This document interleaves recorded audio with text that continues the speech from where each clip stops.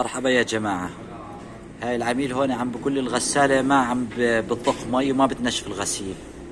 ففكينا المصرف تبع المضخة المي. وجدنا أوساخ ولقيت شي هون غريب. أنا مفكر بس إنه عند العرب بتعاملوا بهالشي.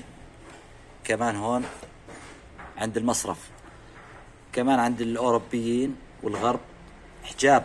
بتوقع إنه حجاب محبة، ما بعرف شو هو، مربط ومخيط، محطوط عليه هون إشارة زائد. ما بعرف شو نعمل فيه، نفكه.